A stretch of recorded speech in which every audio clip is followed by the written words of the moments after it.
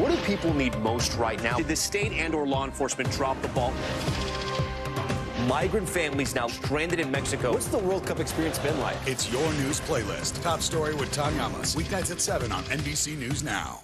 I feel like every single person is an inspirational leader or teacher in some way. What can I do in my life? What can I take from this person's story?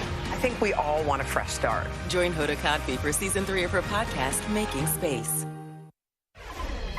Welcome back. There has been a lot of debate in and out of kitchens around the country this week over whether gas-powered stoves are safe. Yeah, and as we have reported, a consumer product safety commissioner called those stoves a, quote, hidden health hazard and suggested they should be banned. So what are your options if you're looking to replace your appliance? NBC News correspondent Sam Brock has the latest from Orlando.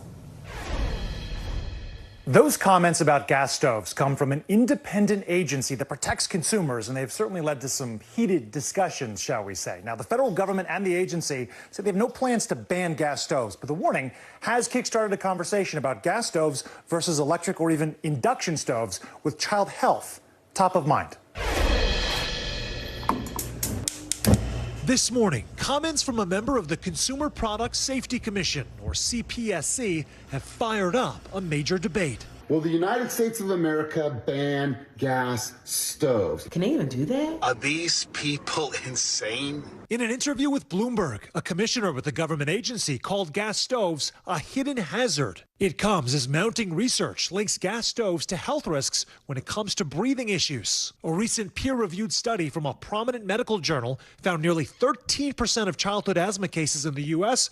are attributable to gas stove use. It's terrifying as a parent to have a small child, a toddler who has asthma. Heather Price's then 2-year-old son used to need an inhaler, but when they moved to a nearby home with all-electric appliances more than a decade ago, she says her son's respiratory issues improved almost instantly. Do you think there's a strong likelihood that the reason your son developed asthma was because of exposure to a gas appliance? That's my sense of it. It was the one thing that, the big thing that we changed. While the agency says they are looking for ways to reduce indoor air quality hazards related to gas stoves, which also emit the greenhouse gas methane, they are not looking to ban gas stoves. Still, states like California and New York are already moving toward prohibiting the sale of new gas appliances by 2030 in an effort to reduce emissions. I think this is ridiculous, mostly because I hate cooking with electric stove.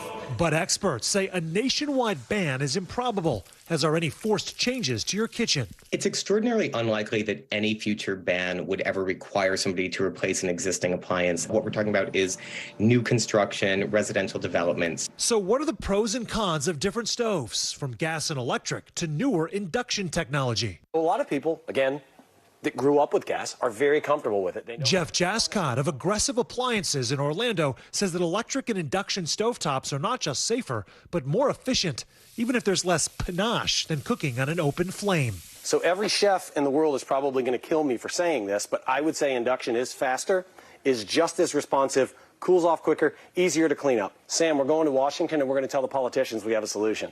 Buy induction. Everybody can be happy. Beyond the concerns about childhood asthma and the environment, there's another reason that induction stoves are preferable, and that's the safety component of all of this. Induction stoves have instantaneous heating, and unlike electric stoves, it doesn't go from the source to the glass to the cooking vessel. It just goes straight from source to cooking vessel, which means when you take away this pot, which is obviously boiling, the heat starts to dissipate quickly, and I can do something like this, placing my hand on the stovetop right after we were just boiling water. In Orlando, Sam Brock, NBC News. Wow. All right, Sam. Thank you. Be careful. Sam just got a reaction from us there. My goodness. My goodness. Hope he's okay, but it looks like he is. All right. In other news now, the James Webb Telescope has been making front page news after discovering its first exoplanet. That's a planet outside our solar system. The Webb Telescope has been a big hit since it first became available and has helped bring the world stunning images from galaxies far away. NBC News correspondent Harry Smith got an inside look at the two people responsible for making it such a success. Let's take you back to high school physics class and the electromagnetic spectrum, right? It's this big wide thing. There are microwaves and there's gamma rays and there's radio waves, all this stuff that's out there. But what we can see is about this big. Ultraviolet light on this side, infrared on that side. And if you could see with infrared into space, just imagine. James Webb begins a voyage back to the birth of the universe. It was just over a year ago. The Webb telescope was launched into space by an Ariane 5 rocket. Last summer, we saw the first pictures, and the world was wowed. No one had ever seen space this way before. Views from the edge of the universe brought to us by Webb and these two, working from a tiny office in Baltimore at the Space Telescope Science Institute. Visual developers Joseph DePasquale and Elisa Pagan. Joe worked on the first image beamed back from Webb, the Tarantula Nebula. Realizing that I was literally the first person in the world to ever see the way this is going to look as it's transmitted across the world and millions of people see it. That was just a very overwhelming moment for me. I actually teared up a little bit. I hear a little wavering in your voice as you talk about it. Yeah, it was powerful. The telescope, 30 years in development at a cost of $10 billion, can see in the dark, much like night goggles used by soldiers or firemen. Light from stars and galaxies far, far away fade through time and space, but they can be seen through an infrared camera. So this is really, really deep. This is looking at the first galaxies. The reddest galaxies here are some of the first galaxies to form after the Big Bang. Like 14 billion years ago? Right, and we're detecting that light now with Webb. Closer to home, take a look at the Carina Nebula, a star nursery, so to speak, in our very own Milky Way. You did this one? Yes. Okay, all right. I fought for it. Elisa took the black and white raw image from Webb and assigned colors to different infrared wavelengths. It's called chromatic ordering. The shortest wavelength is the bluer color, and the longest wavelength is the redder color. And because there is no horizon in space, Elisa aligned it to a provocative perspective.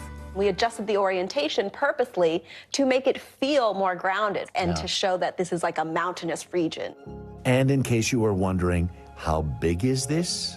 Basically, from the bottom of the image to the top of this peak is about 4 light years. And a light year is the distance that light travels in 1 year. It's about 6 trillion miles. So... Elisa, do you ever get overwhelmed? Oh, yeah. I get overwhelmed all the time. Yeah. I mean, first I think, how am I the one to be able to do this? Perhaps because... Hi, dropshippers. It's time to focus on what you do best. So go to Wix.com/dropshipping and grow your business with an e-commerce platform that takes care of everything else. Source